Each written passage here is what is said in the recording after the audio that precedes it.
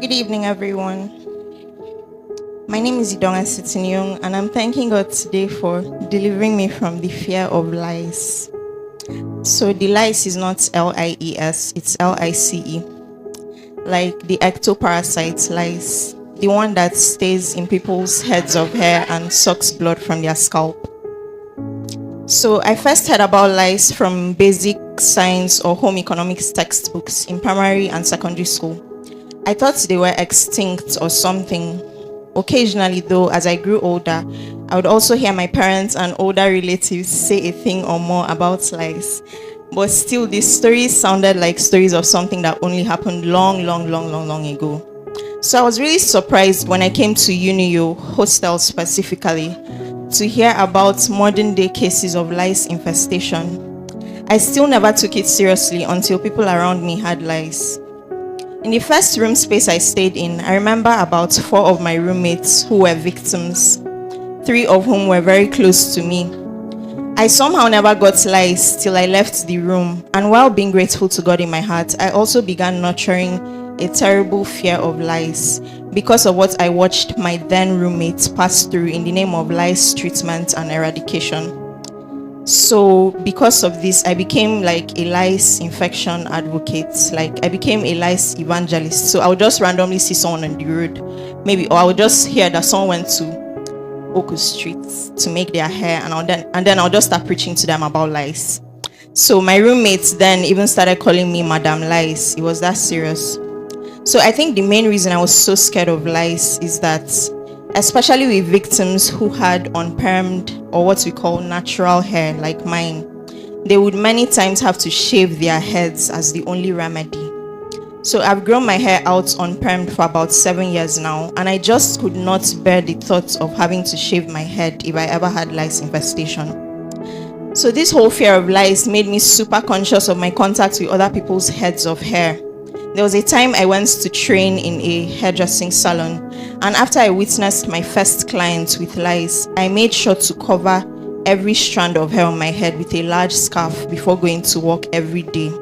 I stopped sharing hair tools and equipment, and even when I had to break boundaries and share with family or close friends, I would thoroughly sanitize them afterwards. So I realized the fear of lice was no longer normal when about a month ago, someone really close to me had lice, and I entered full panic mode. I remember we discovered she had lice on a Sunday morning, and I came for Sunday meeting really late that morning because I spent about an hour in the bathroom scrubbing my scalp and praying not to find any lice. And then I think the next day or so, I found a louse on my shirt that I left to air dry. Like I was just passing and I saw this thing on my shirt, and I freaked out. I had goosebumps. Like I was so scared. I didn't know what to do. I couldn't even tell anybody. Like I was so scared. Then I now started remembering people's testimonies that they had shared about fears that they had. So I picked up a piece of tissue paper or toilet paper, and then I picked up the louse, and I tried to kill this thing, but it was so hard. It could not die. It did not want to die. So I now carried it and dumped it in the trash. So that entire week, in fact, after I saw that louse on my shirts, the panic mode increased. Like my head was always covered whenever I was in the room. My mosquito net of my bed was always down. And then I gave my bunkies, because I had 2 bunkies. I gave them a standing order that nobody should stay on my bed, no matter who the person is. I took that week because I couldn't study 2 lines of my book without feeling funny movements on my scalp. So the Wednesday of that week, when I came for the Wednesday meeting, Sister Amarachi talked about giants and fears, and I could relate so well. So I prayed and surrendered all to God and decided to have peace. After all, what's the worst that could have happened? Is it not just to shave my head? Won't the hair grow back? And even if it doesn't, so what? Is long hair eternal life? So I felt relieved, and I went back to hostel, only for a scenario that Sister Marachi had described that evening to play out in my room. So that night, I was feeling really exhausted, and I was feeling lazy to take my night bath. And one of my roommates, whom I asked to hold me accountable in that regard, came.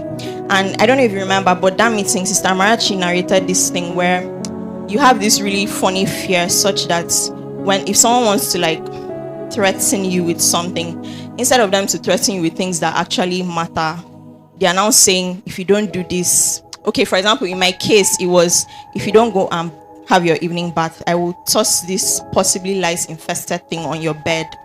And I was so scared that I stood up and ran and went and had my evening bath. And ever since that period, I just decided, Omo, I cannot be living like this. Like, I cannot be this scared of this tiny creature. And I think that's why my deliverance began.